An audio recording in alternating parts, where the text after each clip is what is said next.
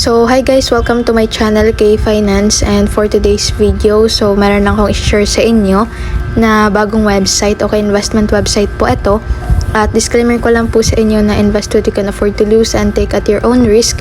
So, try natin dito na i-review. Okay, so kapag wala pa kayong account, syempre mag-register lang po kayo. Gamit po yung inyong phone number and maglalagay rin po kayo dito ng password and of course yung inyong nickname and invitation code.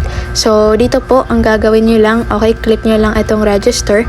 After nyo nga pong mailagay po dito lahat, and pwede na po kayo dyan na mag-sign in using your phone number and password. So, ito na guys, yung mismong homepage ng website and makikita nyo dito yung ating balance, okay? So, dito po sa baba, ito po yung mapagpipilian po natin na investment plan or yung kanilang VIP. So, meron sila ditong investment plan 1, plan 2. Dito po yan sa welfare products and yung minimum po dito ay 500 pesos. And sa VIP exclusive naman, so meron sila ditong VIP investment 1 na nagkakahalaga po ng 350 pesos. And makikita nyo na po dito kung magkano po yung inyong kikitain po daily and yung inyong magiging total income, tapos yung days kung kailan nyo nga po marireceive po dito yung inyong total income. Okay, so makikita nyo po dyan. And medyo may kalakihan nga po dito yung kanilang investment plan. So it's up to you na po kung gusto nyo po na itry or wag na lang. So kayo na pong bahala. And makikita nyo rin po dito, okay? So if the investment amount reaches 500 pesos, so meron po kayo ditong VIP 1. And ito nga po palang parang treasure chest dyan sa baba. Okay, so kapag meron pong binigay na password dito yung mismong website, so pwede po kayo dito na makapag-claim ng bonus. So dito guys sa VIP benefits, okay, so pwede tayo dito na makapag-claim ng 5 pesos. Okay, so kapag nag-VIP 1 kayo dito ay pwede rin kayo na mag-claim ng 5 pesos po ulit. Then VIP 2, 100 pesos. VIP 3, 300 pesos. Okay, so wag nyo lang pong kalimutan na kunin nga po dito yung inyong bonus or yung benefits. So, dito po sa task reward, kapag nag-invite po tayo dito ay pwede rin po tayo na makakuha po ng commission or points. Okay, so invitation task reward. So, you need to invite 5 friends to upgrade to VIP 1 to get rewards.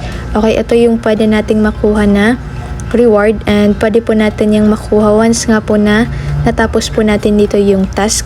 Okay, so punta lang po tayo sa ating profile and makikita natin dito yung ating earnings, then income record, order details, bank card, share, and deposit history. So dito guys, sa pagre-recharge po, okay, meron kayo ditong makikita na recharge button sa homepage.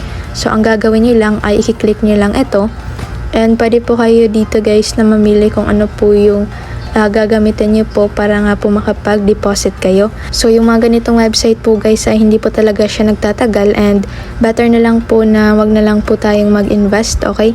Or mag-research lang po muna kayo regarding nga po sa mga ganitong website. And dito ay yung minimum deposit, so pwedeng 200 points or pesos up to 50,000 pesos. So pwede tayo dito na mag-deposit through GCash or dito sa Maya. Mag-aantay na lang po kayo na mag-reflect nga po yung inyong deposit dito sa inyong balance. And ngayon po, kapag nakapag-deposit na kayo, so pwede na kayo dyan na mamili sa kanilang VIP or dito sa investment plan nila. Okay, dito sa baba. So, wag nyo rin pong kalimutan na mag-invite if gusto nyo po na hindi na po mag-invest. So, pwede naman kayo na mag-invite. Okay, ang gagawin nyo lang ay i-share nyo lang dito yung inyong referral code. Okay, copy nyo lang yan. Tapos, ito yung magiging commission natin once na nakapag-invite tayo ng friends. So, dito po sa Telegram, okay, wag niyo pong kalimutan na mag-join.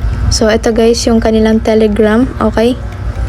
So, i-check nyo lang po ito para nga po sa update.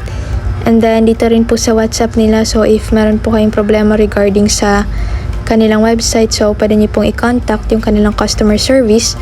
So, dito po guys, kung gusto nyo na po na mag-withdraw, make sure lang po na nailink nyo na nga po dito yung inyong bank card.